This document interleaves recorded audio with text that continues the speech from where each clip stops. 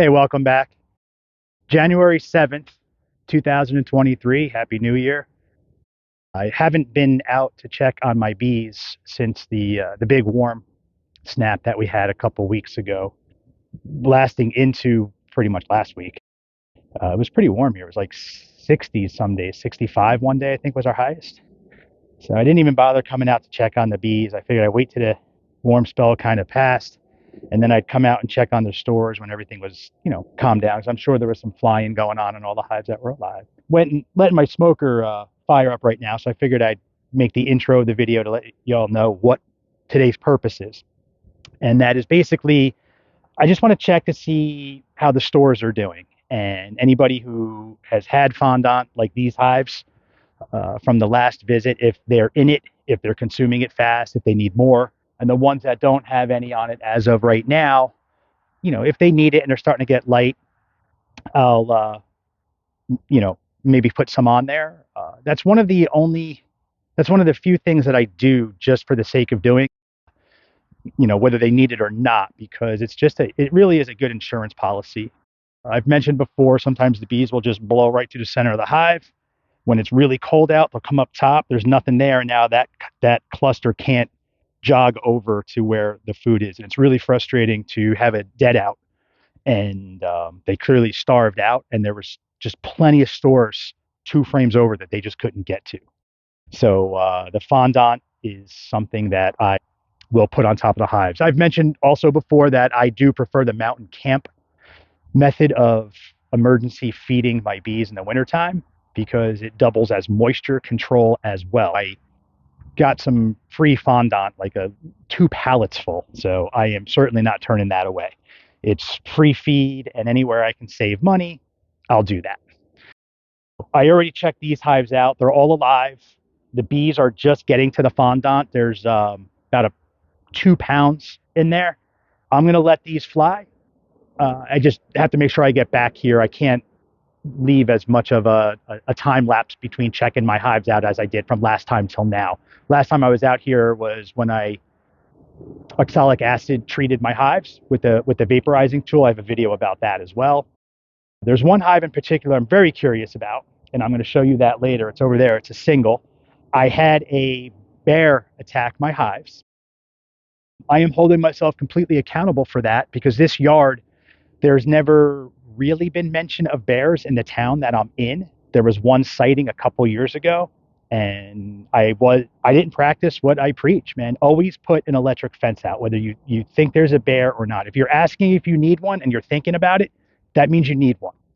So I had to run out here and threw up the fence with the help of the farmer. He actually helped with some of the costs and a lot of the labor. And I don't know if they will come upon this video or not. Thank you. Appreciate everyone for that. So yeah, I'm curious to see how that hive is doing, because after the bear attack, the hive was knocked over, and there were bees still in there, and it was over for days because it was tipped over, because I got a message from somebody that was here, and they had told me that a bear had attacked the one side, and then I went to the other side, and there was one over there that got attacked, and there was plenty of bees, and it was cold out. It was below freezing, and they were clustered in the box, the single box on its side. So I said, you know what? If they're fighting, I'm going to fight for them. I gave them what they needed, some frames of stores, and I didn't even go through and look for a queen or anything. I just wanted to do as much for it as possible without disrupting them any more than they have been. So I went through a couple hives already, and so far no deadouts. And I figured on this one I'll demonstrate how we add the fondant, even though I do have a video on emergency winter feeding. I'll cover this again. These are things you need. You're going to need a shim. You're going to need a piece of newspaper, and I use moisture boards. I have a video on this. I'll put the link up for that, on how I deal with moisture control in the Northeast here. This is it. This is all I use. Watch that video, you'll see it does work. So I figured maybe I'll demonstrate on this hive. Watch, this will be the one that's dead. We're going to find out. together, I guess. When I open up a hive in the winter, I just kind of give a little bit of smoke in the back entrance. Just kind of announce your presence a little bit. There's always a risk of chilling your brood, so that might make you feel like you need to rush. You don't have to rush. Brood will get chilled when you pull frames and hold it out in the open. And this time of year, there's just no reason to pull frames, even if you suspect a deadout. Because, look at it this way: if there's nothing you can do about it, then, you know, there's there's no reason to pull the frame. That being said, don't dilly dally either. All right, these bees are alive. Yay.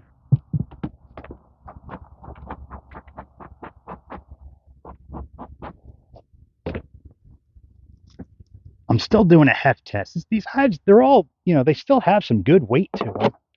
But again, we just want to add a little insurance feed in there. And I keep forgetting to put my veil on. I will learn sooner or later when I get popped in the eye. And that will be all on me. Bees are just being bees, man. Can't get mad at them for me being stupid. This is the fondant that I got. It comes 2 in a container. They come individually wrapped in foil.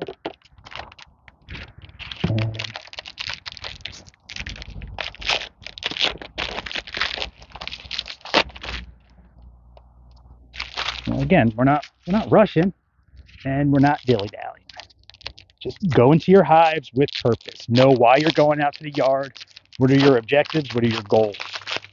And you do that. And you shouldn't really have to do a whole lot. This is the chance for you to take a break this time of year. You've been running your butt off,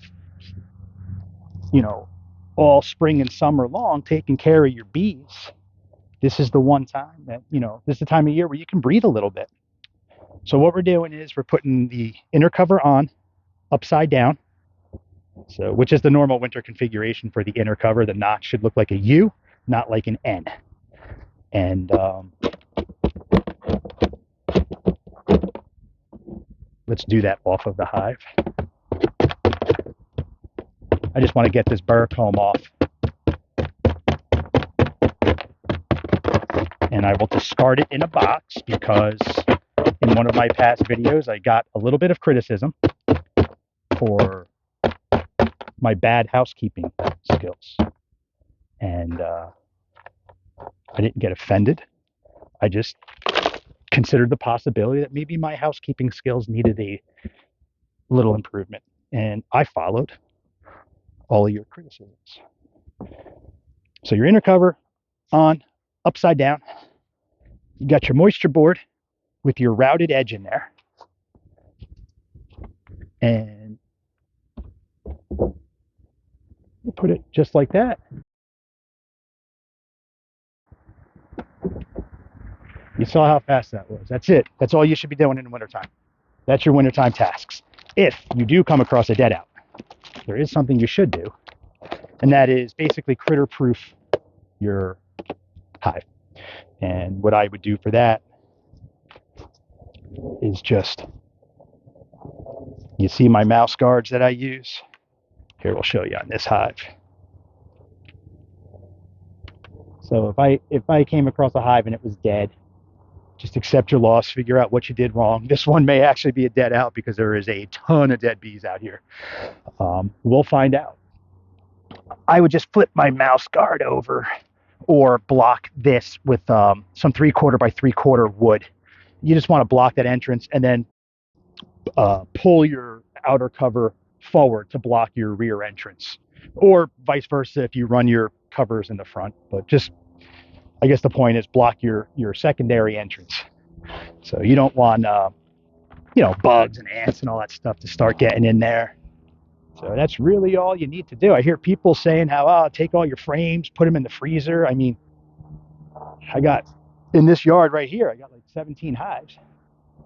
If I have a couple deadouts, that's like 30, 40 frames. I don't have freezer space for that. Hey, if you do, have at it, man. But I figure the great outdoors is a freezer. It goes down to like 0 at night sometimes, so that's going to kill any parasite or egg that you may be concerned about. So, yeah, I just leave them out in the yard and deal with it in the spring. Go through it and find any of the resources that I can share between other hives that might be getting light in the spring. And that's how I deal with deadouts. Hey, it's me again.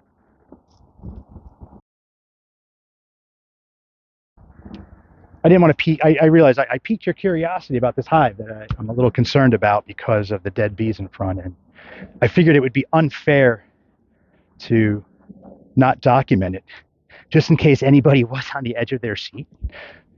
So we'll just find out together again. And I can tell you right now, it's not a deadout. See, that's why things aren't always what they appear, man. And I don't see a whole lot of bees up here, but to me, if you see a few live bees in a hive, that's not a deadout because you don't know what's going on down here. I've had situations where I did get interested. I'm like, oh, let me satisfy my curiosity, pop the thing, and there's just a whole colony of bees down here. Sometimes my strongest hives uh, kind of do that, and it's actually what they're supposed to do. Because remember, winter configuration, they're going to the bottom of the box. So, yeah, this hive is fine. All right, so I found something that I think might be interesting, and I kind of think it's valuable to demonstrate. I want to show you actually how the moisture board works, not just how to install them and the theory behind it. Because this hive is actually presenting a really, really perfect way. I don't know if you can see it on the camera, but if you notice, there's a big dark ring around here. That's from all the moisture venting out through this hole. And this board, it had some wet stains on it right there, and that dried because this board was relatively new when I put it on, and I'm pretty sure those wet stains and weren't there, and it's damp. So that's fresh moisture from this year. So that's how the board works. The inner cover goes like that. You have your hole here, and then the air. It's kind of like the old high C can. You got the one hole, and then you put your second hole in, and it just allows everything to kind of flow. Well, it works the same for negative and positive air pressure. You have air coming in the front. If you block all this off, you have no ventilation. So as soon as you open up a little opening, it doesn't have to be big. It's going to create sort of a jet stream, so to speak. And all that moisture is going to come right up and vent out the back of that, rear entrance. So that one was fine as soon as I popped it open, but I just wanted to demonstrate that and just kind of show an example of the moisture board actually at work. All right, so this is great. Another opportunity presented. I just showed you how the moisture board actually works in the practical environment. This hive, I never put a moisture board on yet. A lot of my hives I haven't, and I am behind. I should have had that done already, and I'll show you exactly why. There you go. I don't know if you can see that. That's all the water. If I had a moisture board on there, that would be going into the moisture board. And look what happened over here. We got some water pooled up right there. So if you need an example or some proof that those moisture boards actually work, there you go. That's it. So, while I got the camera on, I'll demonstrate this. I still haven't put my veil on. I just keep forgetting. God, I'm stupid sometimes.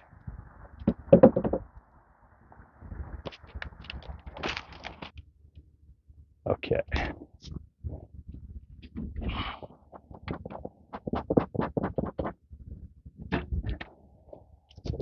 Get some Fondant out. I'm just putting 2 on these. It's if they do run out of food, they will go through it fast. We're only putting pounds per hive, but they're not like they're light hives and I'm making up for anything. I'm just putting on there as insurance. Put this guy down there. And one of the things I really like about the fondant, if you forgot to bring snacks with you, you could just take a little bite of the old fondant. It's not the healthiest, but I'm like a 6-year-old, 49-year-old. You know, I don't drink. I don't really do drugs, but my poison is cake, and I've worked on that. I lost 60 pounds in the past 3 or so years, just cutting out sugar, or reducing it greatly, I should say, because I was out of control there, man. It was like literally an addiction. So I'm not trying to just talk about me, but it's kind of words of encouragement for if anybody is in that situation. I'm just letting you know that if I could do it, anybody could do it, because I was bad. I was really bad. It was literally an addiction. Put that on. And I'll tell you, I feel really, really good. You know, the aesthetics and looking a little better is honestly, that's just a positive symptom of, you know, losing the weight. The real goal is our health at this point, because we all love doing this stuff and we want to do it for 30, 40, 50 more years. So, all right, enough of that nonsense. All right, so we're up to bear attack hive. We're going to see if it's a live or dead moment I've been waiting for. I don't know if you all have been sitting there waiting with bated breath to see if my hive survived or not, but we will find out right now. Here we go. Little smoke. I don't have a good feeling about it. It was out there for a long time with, you know, no protection whatsoever. I mean, they were alive at that time, but I don't know. I think the likelihood of them surviving that. Then again, they were alive then. Wow. I'll be damned.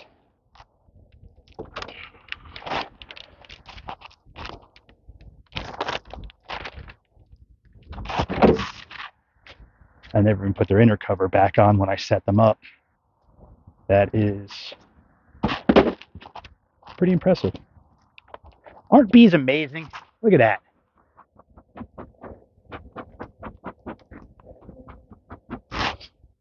I heard somebody say on one of the forums once, and it was really an awesome saying. I don't know if they came up with it or not, but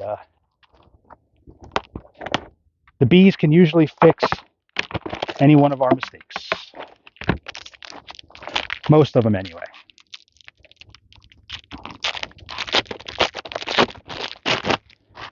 Now, I'm not going to completely get my hopes up.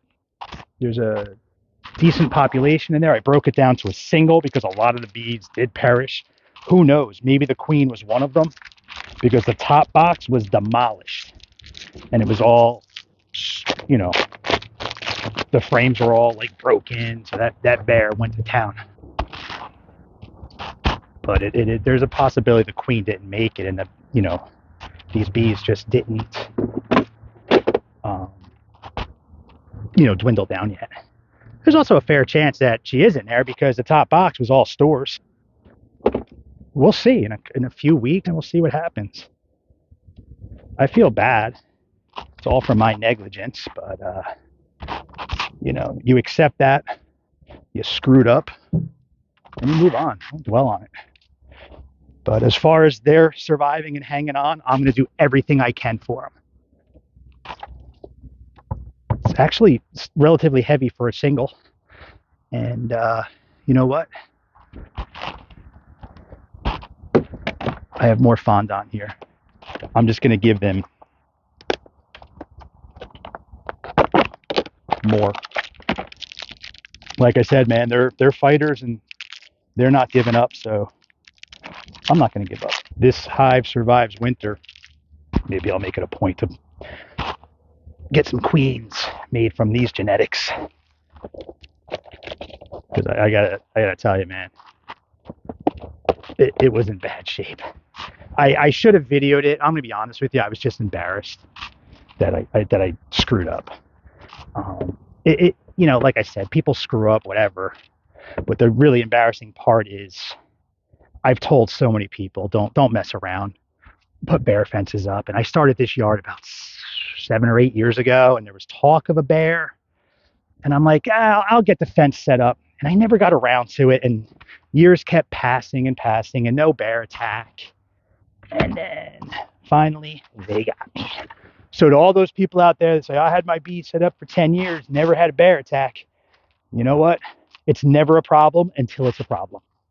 So the reason why a bear has not attacked your bees in bear country is just because you just haven't been there long enough. And if you were there for 25 years and no bear attack, you just weren't there long enough to prove that a bear won't come and destroy your hives. So, because on year 26, the bear could come and destroy your hives. I will tell you how lucky I am. I don't deserve to be this lucky, but the bear attacked this yard first. And it got one hive. That one I lost. There was not one bee left alive in there. This one was from my backyard, back in the woods over there. There was 4 hives over there, but I loaded them up on the old Kubota and I brought them over here, so I just have to deal with one fence. If you guys want a discussion or a video on that, let me know in the comments, and I'll do a little classroom discussion on what you need for a bear fence and how to set it up. So I have so far 100% success rate. There are 0 deadouts in this yard. I have 2 more yards to check tomorrow, and then my home yard I have to check too. That's only got 3 hives in it. That's my smallest yard. But so far 2023 is looking up. Thanks for joining me. I'll see everyone next time.